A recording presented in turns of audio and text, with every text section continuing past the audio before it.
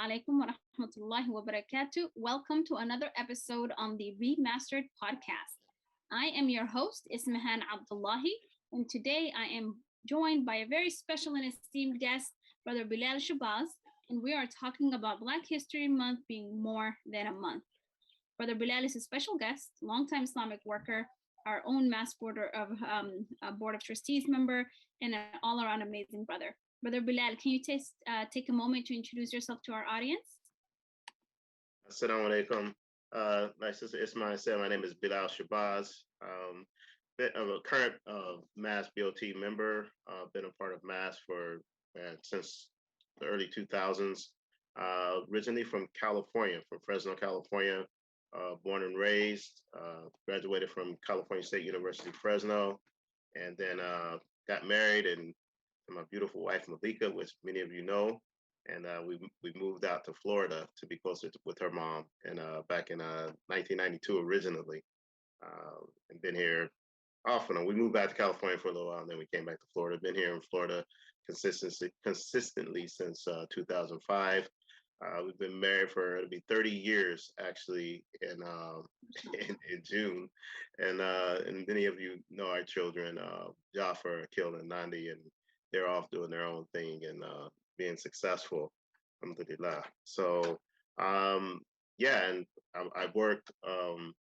Actually, I have many different hats, but my main hat is I'm a clinical oncology clinical researcher. I was working for a big pharmaceutical company, but recently decided to move and do my own thing. Still doing clinical research, but just independent at this point. But yeah, that's what I do. MashaAllah, As a career. Yeah. Anyway, we can ask the family to come move back to California as a native California, and I'm always recruiting folks from other states, that's for sure. Yeah, I know, right? I don't know, looking from being here in Florida and looking back, man, you guys, and talking to I still have all my family is actually still there. So guys had some things with the fires last year, and so I don't know. we are thinking about moving possibly, since we're almost an empty nester now with Jafar. It's the last one, so we'll see. Yeah. May Allah bless you and the entire family. Alhamdulillah. So I know this podcast, wish we had a lot of time to talk about this, but I really want to dive in. As we know, February is Black History Month, and Brother Bilal, I've always been torn when it comes to this month, and I'll explain why. I recognize the importance of really celebrating and uplifting the stories, the success, the achievements, the struggles of Black Americans from all walks of life during this month. But at the same time, I've always thought, shouldn't this be year round and not just a month? It's not something that you do, particularly just in the month of February, completely forget about it and not really approach it from a deep perspective that changes and challenges the dominant narrative when it comes to just really centering Black Americans, whether it's from a historical perspective, whether it's the present, really thinking about Black future. You know, Black Americans built America and they laid that foundation for the wealth that it enjoys today. And I can say that unapologetically because that's what history shows us, right?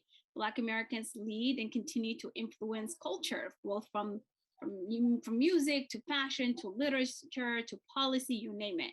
And Black Americans change America for the better. They've always have. They've always demanded more and more despite the systemic oppressions that they face. And then specifically looking at our history as Muslims in America and our own Islamic history here, it didn't start with immigrants coming here in the 60s, right? It didn't start with immigrants coming here and building institutions and building organizations in the 60s and the 70s and all the way up to the 90s. It started earlier than that. Black history is just as much of it being American history as Islamic history.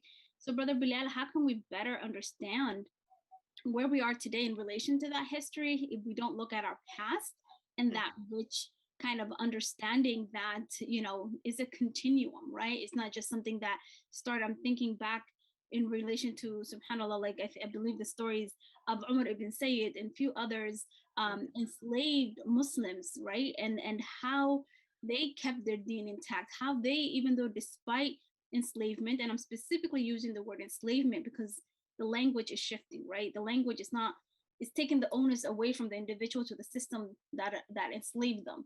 Mm-hmm. And they kept the dean alive. And so would love to hear your thoughts on that. Yeah.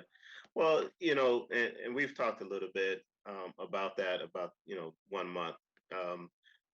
But I feel the same way. We do have Carter G. Woodson, who's the individual who formulated or came up with that originally was Black History Week, is what it was. So we had Black History Month, but it is fantastic. I mean, if anyone, I haven't read many books by Carter G. Woodson. He has a lot of stuff out there. I've been given excerpts, and I've been in discussions with people who have read his books and who know that's an issue that I need to sharpen myself up on a lot. But I would suggest that people who are listening today kind of educate themselves on who was Carter G. Woodson, and what, besides the fact that he did Black History Week, what else was he responsible for? Because he was from what I understand, and from the little that I have been exposed to, was a very dynamic individual. But I think what one of the key things that you said here is that Black history is American history, and it is. I mean, there would be no America without those unfortunate individuals that were sold over here, and came here and worked for free for hundreds of years. And I'm a descendant of one of those individuals, one of those families. And it's kind of ironic that we had this today, because I recently, maybe last year, hired a genealogist, because I was trying to do the ancestry.com, but it was just completely overwhelming. So I hired it's actually a Muslim sister down here in South Florida. She actually is a genealogist. So she's been working with me. We had a meeting today because she had some stuff she wanted to share with me.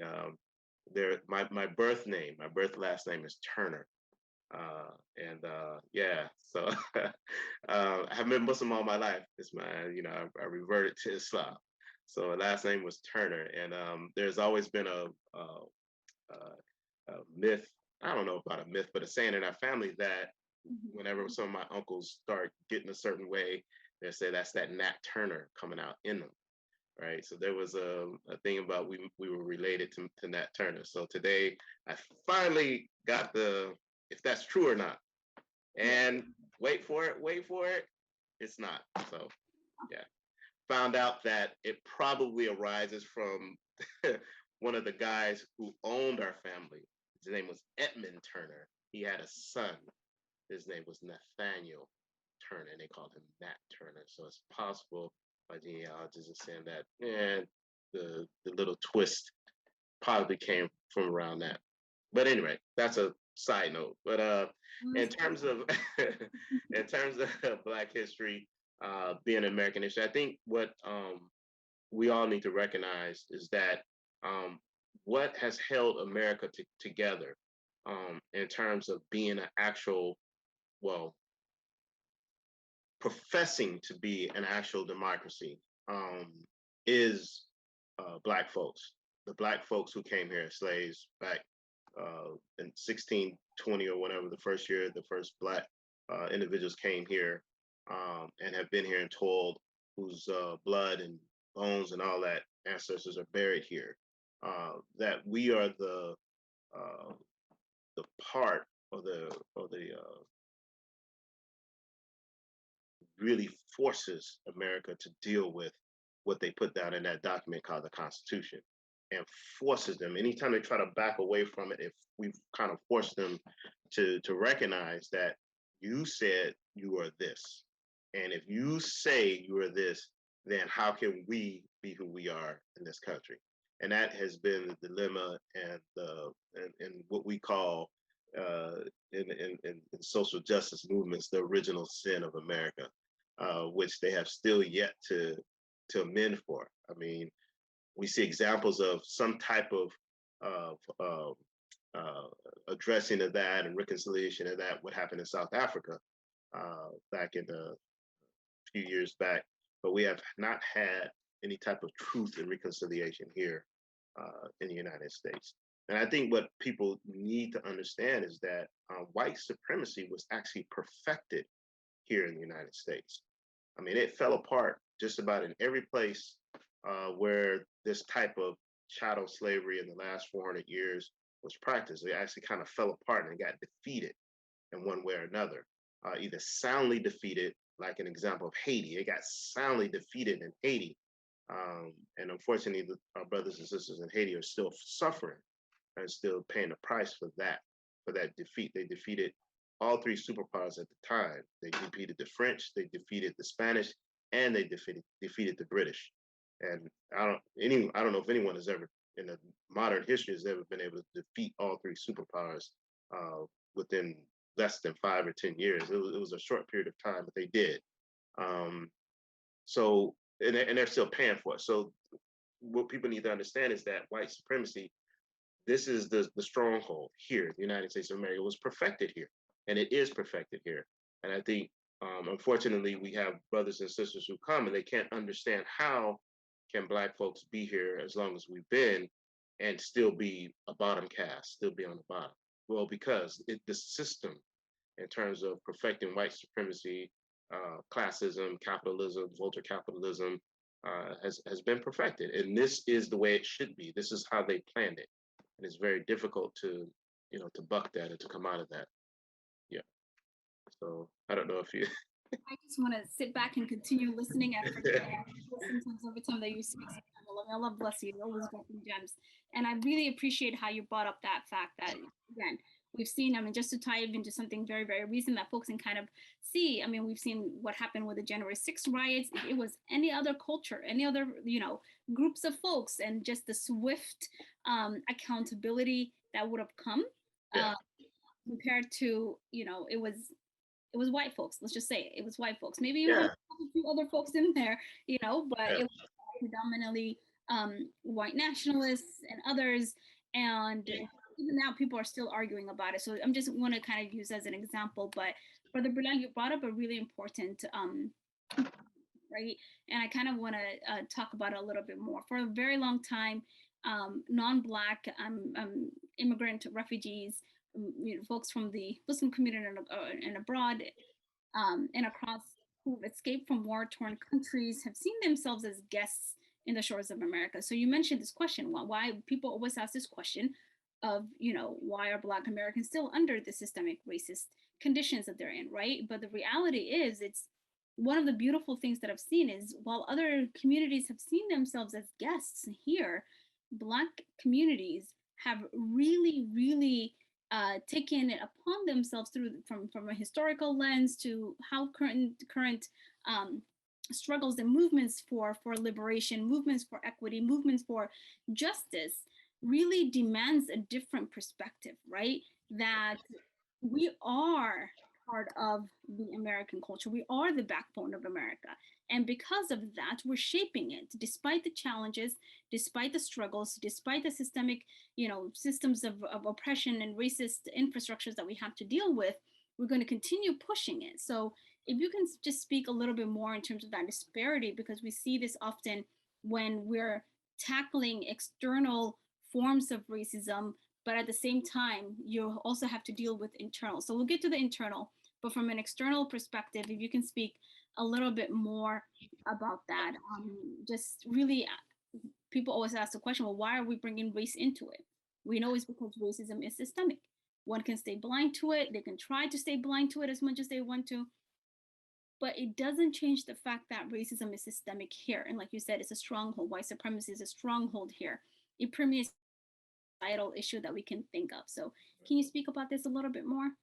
Yeah, of course. I think what people need to understand is that, white supremacy and the whole racial white thing and all that. Now let's define real quick. So when we say white supremacy or white people, I'm not talking about skin color. Exactly. Right. So there are white supremacists, right? Your neo-Nazis and skinheads, and now what do we got? The Proud Boys, right? Which is ironic. The Proud Boys is actually started by a Black guy. I mean, he's just as dark as I am. He's a Black Cuban.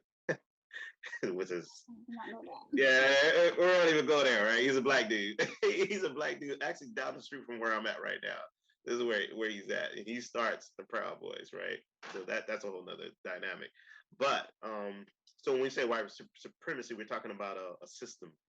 And then you have people who are tools of that system. And some of them are black, and most of them are white, of course, but there are people who are used as tools. Most of them knowingly, some of them unknowingly. They just don't understand what's going on. So that's the first thing. Second thing is that now white people don't have to be outwardly racist any longer, right? I mean, you see like a Joe Rogan do his thing, or every now and then somebody will slip up, but they don't have to be like outwardly, like back in the like probably the last time you outwardly seen it. I mean, Trump kind of brought it out a little bit more, but Trump is actually a throwback. You know, if you go back 1965, 1968 and back, you know, that was common language, the N word, and you know, LBJ, he would call his the cook in the house, you know, he's the one that signed the civil rights thing with Martin Luther King. He called him the N word all the time. Right there, I heard why he was signing. Say, hey, come on over here and bring me this. So, but now because it's been so much institutionalized and so much put into the system, white folks can now pull back, and they don't have to say them because now they put certain things in place. The redlining worked, right? The mass incarceration worked. The black codes worked. All of those things, mass incarceration, you know, all of those things, the drugs and all that stuff, it worked to perfection. So now they just sit back and say, "Oh no, I'm fine." You know, no, it's not me. You know, you can't live in certain neighborhoods because there's certain neighborhoods, you know, it's at a cost factor where only certain people can afford to live there. And if you have been beat down, as long as black folks in this country have been beat down and put down, you can't no longer afford to live there anyway. So I don't have to say white only. You ain't going there because you can't afford to go there, even if you wanted to. So we don't have to have white only or black only. And the third thing is to try to understand for people that I need people to understand is that you know, this country was built upon this. You know, it was built upon racism. It's really a, you know, people will argue, like I get to argue a lot of times with my left wing compadre, but he'll argue, you know, classism and stuff. But whatever, you know. But it was built on racism. It was built on keeping the whites at this particular level and keeping black folks with a certain lineage that were brought over here as slaves who were cut off at a certain at a below level. And the system is built to work as such. And they use terrorism and all of these things to be able to achieve that. So a lot of times when we do have somebody come over from another country and they ask those questions, well, how can I come over and only been here for 15 or 20 years and now is welcomed into the middle class, and black people who've been here for 40 years can't? Because they terrorized us. You know, they did really crazy things. For example, you know, my great grandfather, my great granddaddy raised me up until I was like in the sixth grade before he passed away. So I remember him very, very well. But he was from Helena, Arkansas, and Helena, Arkansas. I went there a few years ago and just kind of looked around. It's, you know, something out of a movie, but they back in the 1920s, I think it was either 1919 or 1920, I can't remember the exact year, they hung over 220 black people, men and women, sharecroppers. And the reason that they hung them, they lynched them, is because they tried to unionize. And Helena is not far from Little Rock. They did it in Little Rock, Arkansas. Helena is not far from Little Rock. And I asked my mom recently, I said, did my grandfather, did he, you know, I call him Uncle Red. I said, Uncle Red, I never heard him, or did he ever say anything?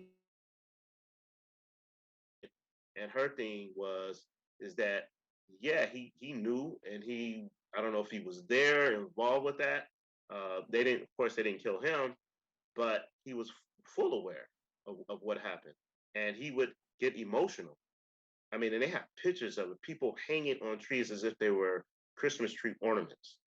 And this is the thing that I think a lot of people who come here to this country, most immigrants didn't arrive here in this country, especially Black immigrants, for the most part, didn't come here until like the 1980s, or darker skinned immigrants, 80s, and then after. By that time, the whole civil rights thing was over and done with. The achievements and the things that were there, a lot of the outwardly racist things had already been broken down. So you came into the country at a time when it was quite easy or easier to move up as a person with melanin in their skin. But for us who have been here already, the job was already done. The mental thing had already been done. I mean, I see my grandfather, he would drink, he was alcoholic. And I never could understand why why he would do this so much. And it was a lot of trauma in his life. And that is a broken man, broken families. It is just something that's just been passed down for many generations. And I think people really don't understand and know what really happened. I don't know if I No, answered your question or not, but if you can remind me, and I kind of go off on caveats. this that My age is man. No, your caveat, what you seeing in caveats is dropping gems for us, to be honest. There's so much. I mean, even though I'm a Black immigrant, I'm a Black refugee here, my experience is different, right? And we know that the Black community is not a monolith, so I really appreciate you lifting that up. And one of the things I kind of want to hone in on is simply when we talk about systemic racism, it is institutionalized, right? It is deliberate, it is intentional as well as unintentional, right? That continues to impact the lives of Black Americans in every aspect that you can think of. I mean, like you said, redlining, which I highly recommend people to read the book, The Color of Law. Yeah. Richard Rothstein, yes. Yes, it's very it explains. I mean, my neighborhood there's a freeway that cuts our neighborhood, right? People don't connect these stories, and something that you lifted up, Brother Bilal, as you shared your story of your grandfather, just thinking through the trauma, right? The trauma that comes with understanding like this is a trauma that folks continue to feel and continue to be impacted by, and this is generational trauma. This is trauma that gets passed down from generation to generation. It's not something horizontal, it's something vertical, right? And continues to be compounded by the continued impacts of institutionalized systemic racism. I try to explain folks the fear that comes with making sure that, I mean, I'm not a mother, but I am the oldest out of many siblings. And so just that sense of like putting your trust in Allah, that they're going to be okay because they're living and navigating in a world that's going to see them for their color of their skin, that's going to see my sisters for the hijab that they're wearing, as well as the color of their skin, that duality of really dealing with racism and dealing with sexism and dealing with Islamophobia is compounded, right? So when there's political movements that we see that highlight some of these issues around police brutality and what happened recently with Amir Locke with that no knock warrant that ended the life of a 22-year-old man who was sleeping, he was sleeping when he was subhanAllah, like just killed, right? So just a simple fact, like 2018, this is a fact from 2018, Black inmates made up roughly 33% of the country's prison population, even though they're just 12% of the US's total population. I mean, looking at these disparities, right? It's probably federal. If you add state in there, it's actually more than 50%. Oh, absolutely. Yeah, more closer to 50. Yeah. More than 50. Yes. So, and that's the thing, it's compounded, right? So white supremacy and the structures that uphold a lot of these oppressive systems continue to teach, especially for those who may not have that, melanin, so to speak, that proximity to whiteness is success. That if we keep our heads down, if we don't challenge the status quo, if you assimilate, if you lose that which makes you unique, whether it's about your faith, about your culture, then in essence, you're fulfilling that sense of American dream. But there's been a promise that was made to not been fulfilled yet that I kind of want you to touch upon. Reparations was a promise that was made to Black Americans, and a promise that again has not been fulfilled. And there's been a movement for that. There's been conversations, and folks have been uncomfortable about that, right? But why is that important for us to continue to uplift these conversations? And what does it mean for Black foundational Americans to be able to receive the reparations that they were promised. Yeah.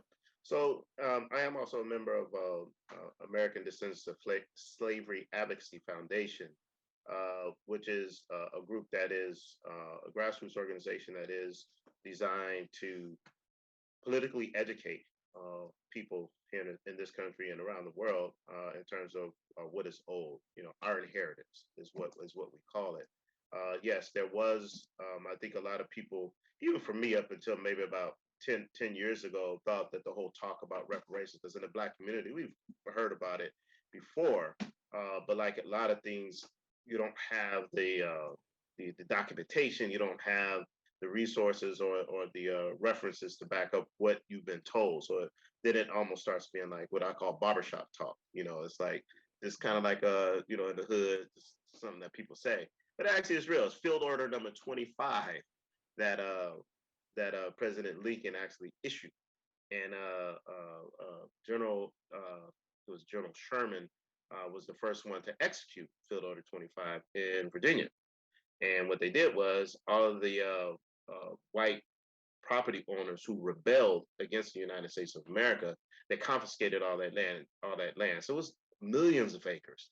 And what Field Order 25 was to do was to, for every male head of household member was supposed to get 40 acres, a mule, and $100. That was the promise for helping keep this country together. And then they did it, and they gave, you know, General Sherman, he was giving it out, and he gave out maybe a couple of hundred uh, Black head of households actually got it. Shortly after that, Lincoln was assassinated. Andrew Johnson, his vice president, ends up assuming the presidency, and he rescinds, because it wasn't an act of Congress, it was an executive order that was done, which even if it would have been done in Congress, I would think, based on the dynamics, if you look at what's happened with Congress back then, it would have passed because the Republicans was actually in control of Congress, and they could basically get through. They were getting through any and everything that they needed to get through against these people who rebelled. So Andrew Johnson becomes president. He rescinds the executive order, and not only that, but ordered that that land be took back from the Black people and given back to the white landowners who actually rebelled against this country. So that was the beginning of the first failure in terms of the promise that was made. Andrew Johnson actually ends up getting impeached. He was actually, I think, the only president who actually got impeached and removed from office. Some people say, well, Nixon got him. Yeah, Nixon got impeached, and he would have got removed. Nixon resigned prior to him getting removed, but Andrew Johnson actually got removed. And then they had more elections. Ulysses S. Grant becomes president, and then they start trying to make up somewhat for that. And that's the period that we call Reconstruction. But that only lasted for about 10 years. It fails. And then basically, it's just basically a downhill problem from then on. And then the former Confederates who rebelled ends up getting their power back, rearming themselves, continue. And actually, the trauma and the terrorism against Black folks that got worse than it was even during slavery, because they felt that, you know, the Black people turned against them, and so they were going to show them. So this is the situation that's been, and that attitude and those things have been going on up until today, crazy up until the 60s, maybe the early 70s. But it has continued as like this simmering thing that has been going on for many years. I think what I think a lot of, and that plays a psychological, you know, aspect on what's happening. We now know, and some people who are listening who are medical doctors or psychologists know that trauma. We're finding out that trauma can be passed down from one generation to the other. I mean, there's probably even within just already known in some cultures that you don't want to stress out a mother too bad when she's pregnant, because you can cause complication. That child can come out kind of messed up if the mother's too stressed out, like traumatized. And we were seeing that Black children in the inner cities and stuff, were having signs, and when they were actually doing the research, and they find why that this trauma from our grandparents or from our great grandparents have actually been passed down. So you'll have a situation where a lot of Black folks, especially out here in the South, they have serious issues or hesitancy when it comes to being around white folks or dealing with white folks because of a lot of things that go on. And I'm saying this just to make sure that you all understand that you came when you came in the 80s and the 90s and the 2000s, you came during a period when it was no longer socially acceptable to be outwardly racist or to outwardly do something to another person just because he or she comes from a slave. But now it is socially acceptable. So in terms of uh, when we talk about reparations, a lot of people say, well, um, my my family never owned no slaves. We just got here from wherever in 1995. So why should I pay for slavery? Well, the issue is this, is that when you come to this country, and most people, not all, but well over 90%, came to this country looking for a better way of life. They weren't fleeing a war, somebody trying to kill them, although I know that for a lot of other groups that come here, that is the case, but they're not in the minority. Most people come here to the United States for a better life, economic reasons. So when you embrace this country, you embrace its good and you embrace all of the positive capital that it has to offer you, but you also embrace its debt. Its debt. So you come here and you are benefiting, but you also are going to be responsible because you came here willingly. You have to deal with that debt. And America has a debt upwards of $20 trillion that it actually owes my people. Scientists or scholars such as Sandy Darity out of Duke University, they've done studies already. If any of you have the time or whatever you want to read, Sandy Darity did some very empirical data to come up with the number, and it's above $20 trillion is what this country actually owes my people. And a lot of people will question, well, you just want a check, you just want a handout. Well, no, it's not a check. It's money that's owed. It's my inheritance. So if I have a father and my father dies and he leaves me some property or he leaves me some money and somebody steals it, and then I go and I'm trying to get back what was stolen from me, you can't come to me and say I'm asking for a handout, or it's my right. As a Muslim, Islamically, that's my right. No one can take away my inheritance. This is haram. You can't prohibit an offspring from getting their inheritance from their parents. And what is owed to our people is our inheritance, because it was supposed to provide that bottom, that floor, to keep us from being the bottom caste, that allow us to flourish in this country like all other peasants from Western Europe and other parts of Europe that came over from other war-torn regions around the world that came here for a better life. That was supposed to be our seed and our bottom to allow us to go up. And it hasn't been taken care of. Other groups in this country have gotten reparations. Not of Native American tribes have gotten reparations. You had some people over in Guam recently have gotten reparations. You had Japanese Americans get reparations. But anytime it comes to Blacks who are descendants from slaves in this country, or descendant from the institution of slavery, it becomes a problem. It becomes a challenge. And so that's what I would say to people to understand. Yes, I am for cash outlays, cash payments, along with protections, right? So just writing a check and saying that's done with it would be a disservice. I think recently we saw in the news where some immigrants that were illegally trying to enter the United States were going to be paid, the ACLU or whatever was going to give them checks of close to $500,000 or $1 million, and there was a lot of commotion about that. But and I understand, and people need to understand why from some groups that is a problem, because you have a group, 40 plus million of us who've been here from day one and helped this country stay together, that haven't been appropriately given their inheritance. And so this is what the fight is about. As Muslims, we should be at the forefront, no matter what part of the world or the planet you come from, as an Islamic tenet, an Islamic understanding that you can't prevent someone from getting that inheritance.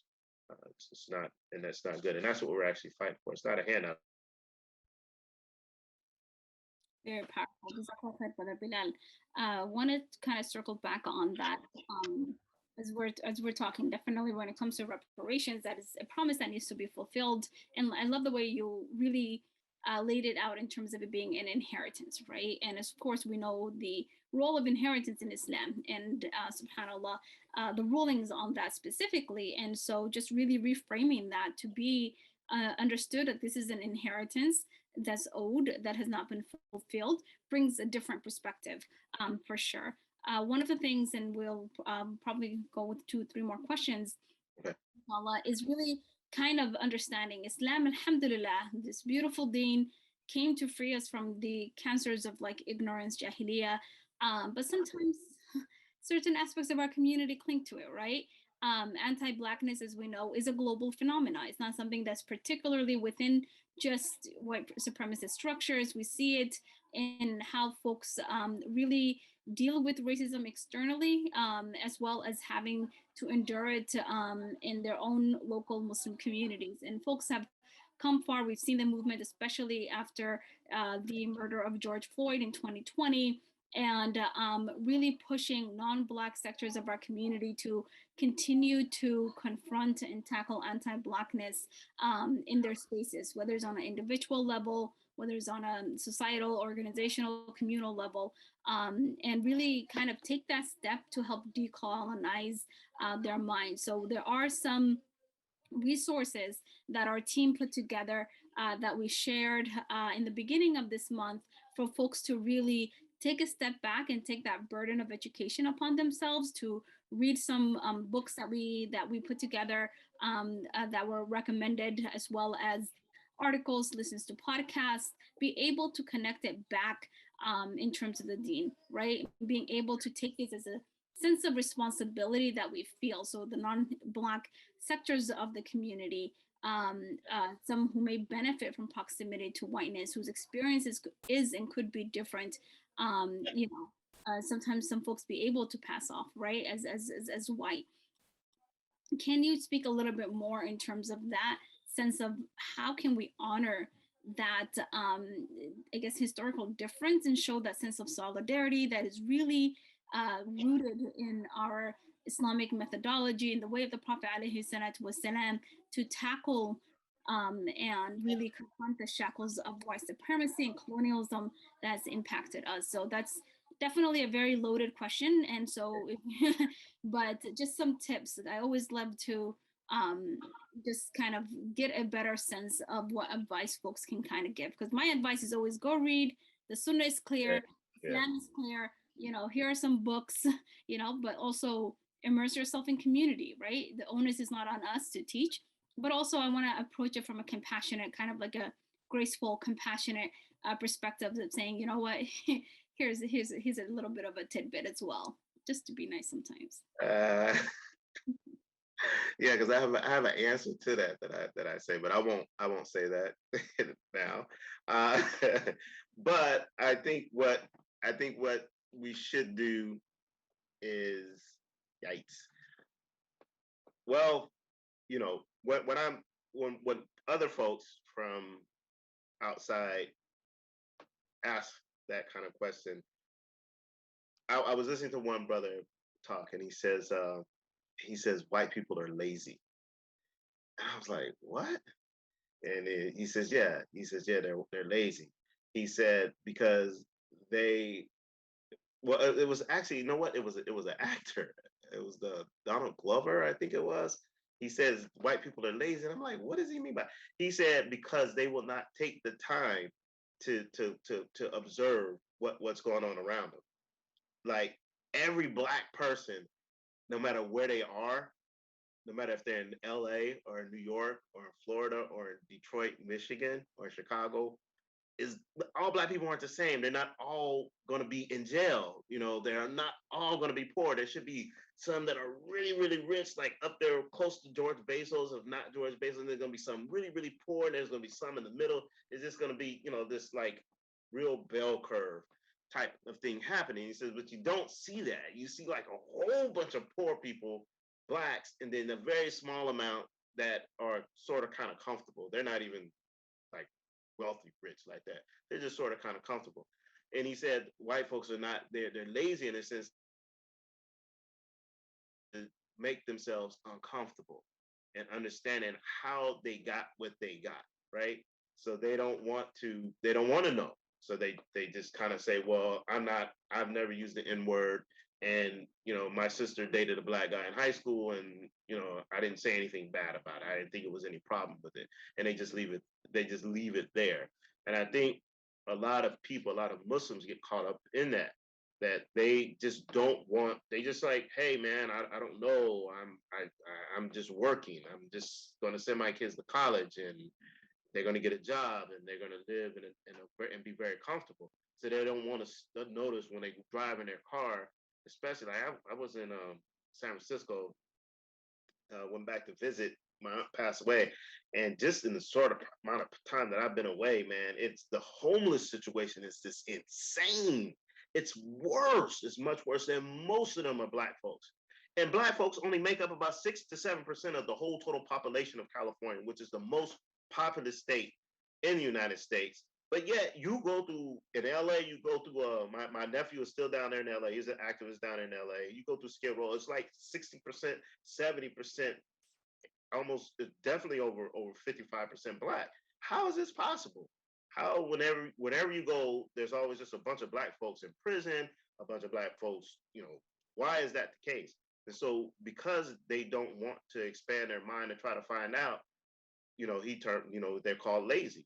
We've been here for 400 years. There's more books about us. There's more. Everything is there. If you want to know, if you really want to know what the real problem is, and yeah, it's going to make you uncomfortable. You need to be uncomfortable in order to understand what really is happening to us, what is happening, and what has happened. I think that I don't, in terms of getting into it. I don't know. I don't know what to tell somebody. I mean, I think when and if the opportunity presents itself, as in terms of Muslims, you need to go hang out and start trying to immerse yourself in a black community, in a black Muslim community. It might be difficult. They might look at you like, what are you doing here? Type of thing. But there's organizations out there. I think one of the Muslim Art is a big organization. I think if you really want to kind of break the ice and try to get into understanding in terms of educating other Muslims and other Muslim groups and other communities, there are like Muslim Art is there, and that's what they do. And I think that I would say as a first step that we get real aggressive about exporting the things that Muslim Art does to other Muslim communities and other communities in general, to help them to understand, because those people are professionals in that, and that's that organization is prime, and that's what they do. But from my perspective, yeah, they need to read. They need to stop being lazy, and they need to read, and they need to try and ask questions and try and understand what the historical significance of America is. I like when you talked about the kid Amir who got shot. I didn't sleep that night. Malika didn't sleep that night. Neither one of us slept that night. So I don't. How many of people on this podcast or period in this country, because Jaffer was out. Jaffer went out, and I didn't want to tell him don't go out. He went out, and I didn't sleep till he got home. 2 nights ago, I called him. He was 1 o'clock, and I'm calling him. Jaffer, 21 years old, and I'm calling like, where you at? What's going on?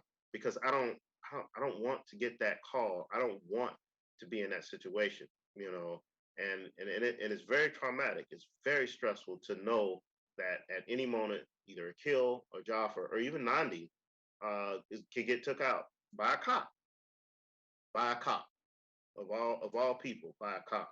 And I don't know if like I said, how many of us on this that's listening to this or will be listening to this deal with that I deal with it on a daily basis. And how many white folks deal with that?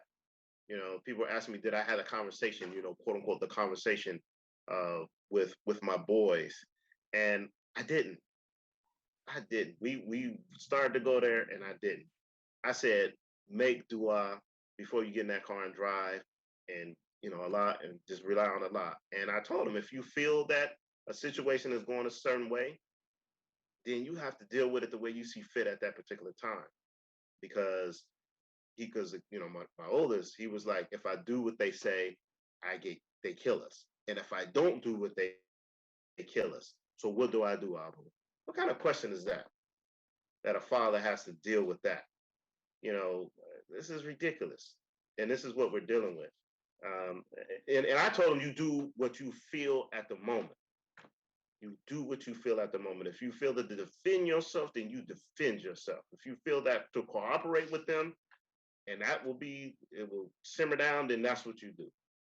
And then you make dua most of all, because we ain't got nothing but Allah to rely on. And I reminded, when I'm in my usra, we talk about stuff, and the key to all of this is to resist.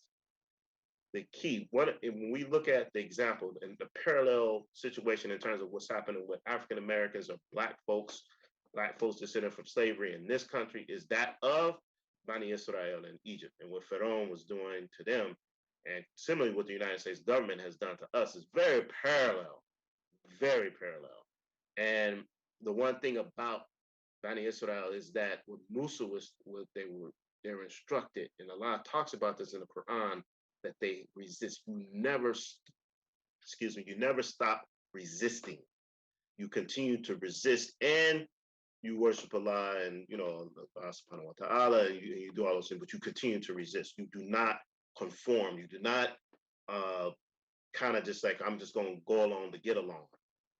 And Allah says that promise that if you continue to resist and do all the other things that you should do as a good Muslim, then Allah will reward you with the lands of those who oppressed you, their wealth, their everything. And that promise was not just for the children of Israel. It's one of those things that Allah says in the Quran that is for eternity. So that's our blueprint. MashaAllah, Brother Bilal. And I know USCMO, subhanAllah, our executive director for MAS, is on the chair for USCMO this year. And there's been a huge push before and right now in terms of the Twin Mosque Initiative as well. And so, this is going to, I love for folks who made it, so to speak, right? If you look at the communal perspective, and also recognizing, because it's not a hand-me-down, it's not a, hey, this is what I got, now you're not giving something, you're investing back what you've been able to benefit from, right? Yeah, absolutely. So it's a different perspective of looking at it. And one thing I always say with the caveat, and we'll end with this, is the fact that the Black Muslim community and Black non-Muslim community have laid down a foundation of organizing, of power building, of leading that non-Black Muslim communities, immigrant refugee communities can learn from. Yeah. There's rich opportunity. Jamil Alameen, right? Imam Jamil Alameen, right? Yeah. So where are we with that, right? And I know there's been a little blip, but we got we got millions of dollars.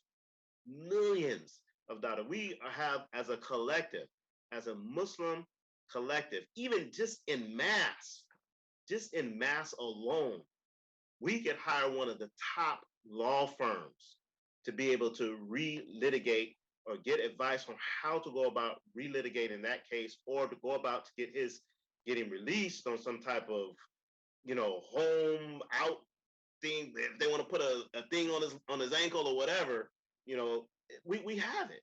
We have it. We have it.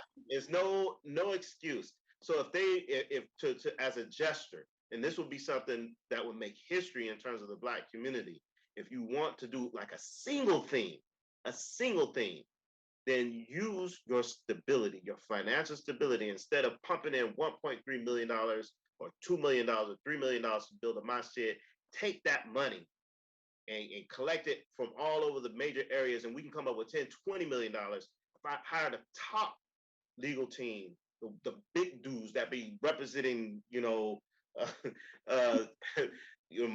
Exxon when they do spills and they don't have nothing happen to them, because I want that team representing Jamil Alameen. I don't want to be walking around and doing all these little podcasts and, can you help? No, we need to get the top dudes, and we got the money to do it, and get him at least to where he can come home maybe he be what they call it. I don't know what they call it. They put the ankle braces at a minimum because he's no longer a threat. And he's what we call the imam of the imams. There's brothers in mass, old school brothers in mass that gave bayat to him. Yes. And we will yeah. So, and they know he's the imam of the imams, and black folks, they know Brother Brown, and you know, but he's the one. You know, that would be a good gesture. That would be a good symbolic gesture right there. Alhamdulillah. And we will actually be diving into the case for Imam Jamil, specifically centering the students for freeing Imam Jamil, as well as the lawyer who's working on it. Please join us on February 25th at 6 p.m. because we want to continue to uplift the efforts that's been happening, but also, again, we want to make sure that we're part of that solution. So Jazakallah khair, Brother Bilal, for laying that out. I wish I could continue going, but we are going to end right here, inshallah. It's supposed to be 30 minutes, but Brother Bilal and I, you give us a space, a platform, we're going to continue talking, mashallah. Really amazing, beautiful moments. Alhamdulillah, just to be in community, and Jazakallah khair everyone for tuning in. We want to make sure that you really make sure that we're not necessarily just benefiting, like alhamdulillah, there was a lot of beautiful points that Brother Bilal mentioned, but turning it into action as well. So please make sure that you're doing that heavy work. Tune in, follow us on some of the efforts that we'll be having, not necessarily just this month, but throughout the year, to continue to center, uplift, and celebrate Black history, which again, as we said, is American history, is Islamic history, and dare I say, world history, alhamdulillah. So remember, this is an amana, this is a trust upon us, especially as Muslims, and the accountability that we talked about earlier. There's a heavier accountability upon the Muslims simply because we know that we're going to be returning back to Allah subhanahu wa ta'ala. We have the Quran, we have the Sunnah, we have the ability. And sometimes I get this question, I don't know where to begin. Begin right here, alhamdulillah, and take some of the tips and lessons that were brought by Brother Bilal in this call. So Jazakumullah khairan everyone for joining us. Inshallah, we'll see you then, or we will see you, I guess, in the next podcast. We ask Allah to accept from us and forgive us for our shortcomings. Jazakumullah khairan. Wassalamu alaikum wa rahmatullahi wa barakatuh. Wa alaikum assalam wa rahmatullahi wa